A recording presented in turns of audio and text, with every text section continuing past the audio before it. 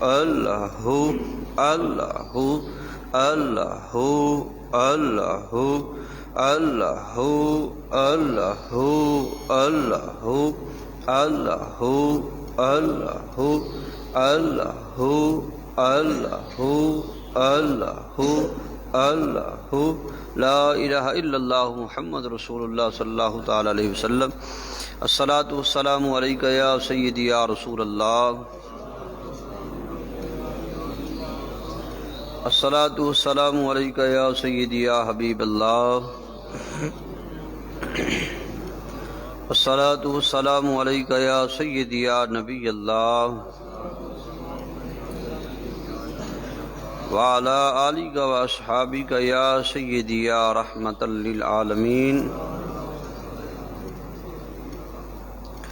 الحمد لولیہ والصلاۃ علی نبیہ وعلی آلہ و اصحابہ اجمعین، اما بعد فاعوذ باللہ من الشیطان الرجیم، بسم اللہ الرحمن الرحیم۔ وآتوا الیتامی اموالہم ولا تتبدلوا الخبیث بالطیب ولا تأکلوا اموالہم الی اموالکم انہ کان حوبا کبیرا۔ آمنت باللہ صدق اللہ مولانا العظیم وصدق رسولہ النبی الکریم الامین۔ الصلاۃ والسلام علیک یا سیدی یا رسول اللہ، وعلی آلک و اصحابک یا سیدی یا رحمۃ للعالمین۔ اللہ کریم کے فضل و کرم نبی پاک علیہ الصلاۃ والسلام کی نگاہ ناز سے صبح کی نماز ادا ہوئی۔ اللہ کریم تمام کے سجود کو اپنی بارگاہ میں شرف قبولیت عطا فرمائے۔ مالک کریم خالق کریم نے قرآن مجید فرقان حمید کے اندر ارشاد فرمایا، وآتوا الیتامی اموالہم ولا تتبدلوا الخبیث بالطیب، اور یتیموں کو ان کے مال دے دو اور بری چیز کو عمدہ چیز سے نہ بدلا کرو، اور نہ ان کے مال اپنے مالوں کے ساتھ ملا کر کھایا کرو، بے شک یہ بہت ہی بڑا گناہ ہے۔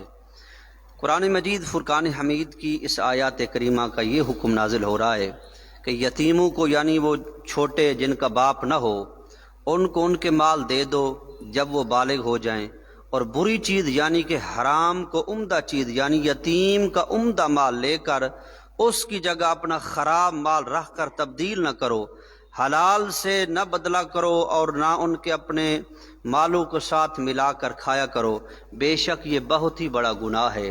یہ بڑی عظیم بات ہے۔ آج ہم نمازی بھی ہیں، حاجی بھی ہیں، قاری بھی ہیں، حافظ بھی ہیں، پیر بھی ہیں، مفتی بھی ہیں، سب باتیں ہم میں موجود ہیں، مگر ہمیں یہ پتہ نہیں ہے کہ حلال کا لقمہ کیا ہے اور حرام کا لقمہ کیا ہے۔ اللہ کا قرآن کیا ارشاد فرما رہا ہے؟ اللہ کا قرآن فرماتا ہے کہ جو یتیموں کا مال ہے انہیں دے دو، ان کا مال نہ کھاؤ۔ اگر تمہارے وہ بھتیجے کیوں نہیں، کیا تمہارے بھانجے کیوں نہیں، تمہارے عزیز و اقربا کیوں نہیں۔ یہ قرآن کی آیت بھی اسی شخص کے بارے میں نازل ہوئی کہ ایک شخص کا بھتیجا یتیم تھا، اور وہ اپنے بھتیجے کے مال کو ہڑپ کرنا چاہتا تھا، اسے دبانا چاہتا تھا۔ جب بھتیجا سن بلوغت کو پہنچا تو اس نے اپنے چاچا سے جھگڑا کیا کہ میرا مال مجھے واپس دو۔ اس نے کہا میں نے مال آپ کا واپس نہیں کرنا، میں نے تمہیں پالا ہے، تمہاری خدمت کی ہے۔ یہ بات بھی آپ کے ذہن میں ہونی چاہیے کہ کوئی کسی کو نہیں پال سکتا، پالنے والی ذات صرف خدا وحدہ لا شریک ہی ہے۔ اگر آپ پانی پیتے ہیں، آپ کا خیال یہ ہو کہ صرف پانی میری پیاس بجھائے گا، یہ آپ کا خیال غلط ہے۔ پانی آپ کی پیاس نہیں بجھاتا جب تک خدا آپ کی پیاس نہ بجھائے۔ آپ کھانا کھاتے ہیں، لقمہ کھاتے ہیں، روٹی کھاتے ہیں، آپ یہ خیال کریں کہ شاید میری روٹی میری بھوک کو ختم کرے گی، میری روٹی میری بھوک ختم کر دے گی، یہ غلط بات ہے۔ روٹی نہیں بھوک ختم کرتی جب تک خدا نہ اس کی بھوک کو ختم کرے، ہزاروں روٹیاں کھا لے۔ اس وجہ سے اس بھتیجے نے کہا کہ آئے میرے چاچا مجھے میرا مال واپس الٹاؤ، تو اس نے کہا میں نے مال واپس نہیں دینا۔ تو اس وقت اللہ کریم نے یہ قرآن کی آیت نازل فرمائی، وَآتُوا الْمَالَ أَمْوَالَهُمْ وَلَا تَتَبَدَّلُوا الْخَبِيثَ بِالطَّيِّبِ، اے لوگو یتیموں کو ان کے مال دے دو، بری چیز کو عمدہ چیز کے ساتھ ملا کر تم نہ کھاؤ۔ ایسا نہ ہو کہ تمہارا مال ایک جگہ سے خراب ہے، ایک جگہ سے زمین تمہاری بیکار ہے، نکارہ ہے، وہ تم یتیم کو حصے میں دے دو، اور عمدہ چیز جو ہے وہ تم لے لو۔ اب یہ تو اچھی بات نہ ہوئی کہ تم نے اس کا حق مارا، حالانکہ متقی لوگ جب قرآن کی آیت نازل ہوئی تو بعض صحابہ کہتے ہیں ہمارے پاس یتیم لوگ رہتے تھے، ہم نے ان کا کھانا علیحدہ کر دیا، اب ان کا جو کھانا بچ جاتا تھا ہم استعمال نہیں کرتے تھے، وہ چاہے سڑ جائے گل جائے یا خود وہ تناول فرما لیں، ہم نے یتیموں کا مال ہی علیحدہ کر دیا تھا۔ میرے مصطفیٰ کریم کی حدیث مبارکہ کیا ہے؟ میرے آقا کریم علیہ الصلوۃ والسلام نے ارشاد فرمایا کہ آئے میرے صحابہ، 7 چیزیں ہلاک کرنے والی باتوں میں سے دور رہو، یعنی کہ 7 ایسی چیزیں ہیں وہ ہلاک کر دیتی ہیں، بندے کو جہنم میں داخل کر دیتی ہیں۔ صحابہ نے پوچھا کہ یا رسول اللہ وہ کون سی 7 چیزیں ہیں؟ میرے کریم آقا نے کیا خوبصورت ارشاد فرمایا، اللہ نے فرمایا کہ سب سے پہلی چیز ہے کہ اللہ کے ساتھ کسی کو شریک کرنا، یعنی کہ خدا کے علاوہ کسی اور کو سجدہ کرنا، یہ سب سے بری چیز ہے۔ میرے مصطفیٰ نے ارشاد فرمایا دوسری بات یہ ہے کہ کسی پر جادو کرنا۔ آج ہم نجہد تویز ڈالنے کے بڑے شوقین ہیں کہ تویز شاید یہ کام کر دیتے ہیں، یا پیر یا عامل یہ کام کر دیتے ہیں، آپ کے تویز کوئی کام نہیں کر سکتے۔ میری مائیں بہنیں بھی چلی جاتی ہیں پیروں کے پاس، اتنا پیسہ لے لو فلانا بندہ مر جائے، فلانا یہ ہو جائے، تویز کوئی کچھ نہیں کر سکتا جب تک خدا کی ذات کرنے پر قادر ہے، وہ حکم نہ دے تو کوئی چیز کسی کو مار نہیں سکتی، کوئی چیز کسی کو نفع نہیں دے سکتی۔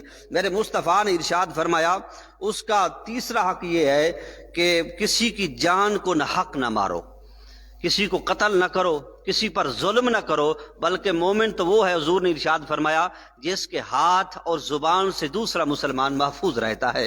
کسی کو نہ حق نہ مارو۔ تیسری چیز یہ اللہ نے، نبی پاک علیہ السلام نے ارشاد فرمایا کہ اللہ تعالیٰ نے جس چیز کو تم پر حرام کیا ہے اسے حرام جانو، یعنی کہ سود کھانا۔ سود ایک ایسا کبھی گناہ ہے، آج بھی ہم بینکوں کے مقروض ہوتے ہیں، لوگوں سے سود کا پیسہ لے کر کاروبار کرتے ہیں۔ قرآن کا فیصلہ یہ ہے کہ جو بندہ سود کھاتا ہے، اللہ فرماتا ہے قرآن میں، وہ ایسا سمجھے کہ تلوار لے کر خدا سے کہہ رہا ہے کہ آجا میں تیرے سے جنگ کرتا ہوں، مجھ سے لڑائی کر لے۔ اب کون ہے جو خدا سے لڑائی کرے؟ سود کھانے والے کی کبھی زندگی میں رزق پورا نہیں ہوگا۔ حدیث پاک میں آتا ہے جو بندہ سود کھاتا ہے ایسا سمجھو کہ اپنی ماں کے ساتھ زنا کر رہا ہے۔ آپ یہ چھوٹی چھوٹی، اب ہم سود بھی کھائیں، حرام بھی کھائیں، یتیموں کا مال بھی کھائیں، اور نمازیں بھی پڑھے جائیں، خیرات بھی کیے جائیں، حج پر بھی چلے جائیں، اور بڑے نمازی تسبیح بھی پڑھے جائیں، تو وہ کیا کام ہے؟ بابا بلے شاہ نے فرمایا نا کہ حج بھی کیتی جانے، بھج مسیتی جانے، دے پی غریباں دے یتیماں دا خون جانا ہے، اور تیری کی نماز ہے؟ حضور بابا بلے شاہ نے فرمایا اس وجہ سے رزق کے حلال کا لقمہ کھا کر جھکنا عین عبادت ہے۔ جب رزق کے حلال کا لقمہ کھا کے جھکیں گے، میرا وجدان ہے ہم جھکیں گے بعد میں، رب سجدے کو پہلے قبول فرما لے گا۔ نبی پاک علیہ السلام نے ارشاد فرمایا کسی یتیم کا مال کھانا۔ اب یتیم کا مال کیا ہے میرے احباب؟ ہم موجود ہیں، ہمارے کفن میں جیبیں نہیں ہیں، بے شک قمیض کو جیبیں ہیں۔ ہم جب یتیموں کا مال کھاتے ہیں، بیوہ عورتوں کے زکوٰۃ کے پیسے کھا جاتے ہیں، کیا ہماری نمازیں ہیں؟ کیا ہماری دعائیں ہیں؟ کیا ہمارے سجدے ہیں؟ کیا نبی جبین نیاز جھکانا ہے؟ وہ کیا حج کعبے کا ہے؟ جب ہمارے اعمال یہ ہیں کہ ہم جا عمرے پہ رہے ہیں، حج پہ جا رہے ہیں، پیچھے سے کہتے ہیں کہ 1 لاکھ رشوت میرے گھر میں دے دو، پیچھے سے ہم کہتے ہیں کہ حرام کا مال جتنا آتا ہے بیٹے وہ لے لو۔ جب جس اولاد کی پرورش حرام کے مال سے کر رہے ہیں، جس عبادات کی بنیاد حرام کے مال سے رکھ رہے ہیں، وہ عبادت کب قبول ہوگی؟ اس کے قبول ہونے کی امید نہیں رکھنا کہ جس چیز کی بنیاد ہی غلط ہو۔ میرے مصطفیٰ نے ارشاد فرمایا جو بندہ کسی یتیم کا مال کھاتا ہے، یوں سمجھو کہ اپنے پیٹ کو جہنم کے آگ کے انگاروں سے بھر رہا ہے، جہنم کے آگ کے انگاروں سے وہ بھر رہا ہے اپنے پیٹ کو۔ جو یتیموں کا مال ہڑپ کر جاتے ہیں، جو یتیموں کے مال پر نظر بد رکھتے ہیں۔ تیسری بات حضور نے ارشاد فرمایا کہ جو بندہ جہاد میں جائے اور پھر فرار ہو جائے، بھاگ جائے وہاں سے، وہ بھی اچھا انسان نہیں ہے۔ اور حضور نے ارشاد فرمایا وہ پاک دامت بھولی بھالی مومن عورتوں پر جو لوگ زنا کی تہمت لگا دیتے ہیں، وہ بھی بڑے برے اور بڑے ہی، فرمایا حضور نے ارشاد فرمایا بڑے ہی غلط انسان ہے، بڑا عظیم گناہ ہے جو بھولی بھالی عورتوں پر، حضور نے ارشاد فرمایا، زنا لگا دیتے، زنا کا الزام لگاتے ہیں۔ یہ بات ہم میں عام ہے کہ ہم کبھی کسی بات کو دیکھتے بھی نہیں ہیں، اور کبھی ہم نے کوئی بات سنی بھی نہیں ہوتی۔ تیسرے بندے سے بات سن کر ہم اس پر مہر لگا دیتے کہ ہاں یہ بات ٹھیک ہے۔ حضور نے ارشاد فرمایا ہے کسی کو تم صحیح نہ کہو، کسی کو غلط نہ کہو، جس بندے کے بارے تمہیں گمان ہے، یقین ہے کہ یہ بندہ 100% ٹھیک ہے، بس اس کے بارے میں اتنا کہو کہ میرا اس وقت تک گمان ہے کہ یہ ٹھیک ہے، اس وقت تک گمان ہے کہ ٹھیک ہے، شاید اس کے اندر کا کیا حالات ہیں۔ اس وجہ سے ہم کسی پر تہمت نہ لگائیں۔ یہ تہمت لگانا بھی بہت بڑا گناہ ہے، بہت بڑا ہی کبھی گناہ ہے۔ ایسا نہ ہو کہ قیامت والے دن جب ہم تہمت لگا رہے ہیں کسی پر، کسی کی غیبت کر رہے ہیں، 4 آدمیوں بیٹھ کر اس میں وہ عیب بھی نہیں ہے، وہ نقص بھی نہیں ہے، تو ہم اسے بیان کریں کہ اس میں فلاں نقص ہے۔ ایسا نہ ہو کہ قیامت والے دن ہمارے سجدے اس کے پاس چلے جائیں، ہماری نمازیں اس کے پاس چلے جائیں، ہمارے روزے اس کے پاس چلے جائیں، اس پر ہم تہمت لگا رہے ہیں۔ حضور نے ارشاد فرمایا تو برا انسان ہے جو جس پر زنا کی تہمت لگائے، جب ایسے کوئی تہمت لگائے جو اس نے آنکھوں نے دیکھا نہیں ہے، کانوں نے سنا نہیں ہے، تو پھر کسی پر تہمت لگا رہا ہے، یہ سب سے بڑا گناہ ہے۔ اللہ ہم سب کو نبی پاک علیہ السلام کے فرمان عالی شان پر عمل کر کے زندگی گزارنے کی توفیق عطا فرمائے۔ وما توفیق الا باللہ۔ بسم اللہ الرحمن الرحیم۔ اللہم صلی علی محمد وآل سیدنا مولانا محمد النبی رحمتی و شفیع الامتی وآلہ و صحابہ اجمعین۔ اللہم ربنا تقبل صلاة الفجر مع جماعت الحاضرین۔ اللہم ربنا حب لنا من ازواجنا و ذریاتنا قرۃ اعین وجعلنا للمتقین اماما۔ یا رب العالمین، مولا کریم رؤوف الرحیم، نماز فجر ادا کرنا میرے اللہ اپنی بارگاہ دے اندر قبول منظور فرما۔ پاک پروردگار عالم، ہم سب دے ٹوٹے پھوٹے سجدے، قیام، رکوع، دعاواں، التجاواں اپنی بارگاہ دے اندر قبول منظور فرما۔ یا الہ العالمین، تمام دے صغیرہ کبیرہ گناہ معاف فرما۔ مولا کریم سجا خطاواں درگزر فرما۔ الہی قل بیماران امت نو شفا یابی عطا فرما۔ پریشان حالیاں تمام پریشانیاں نو دور فرما۔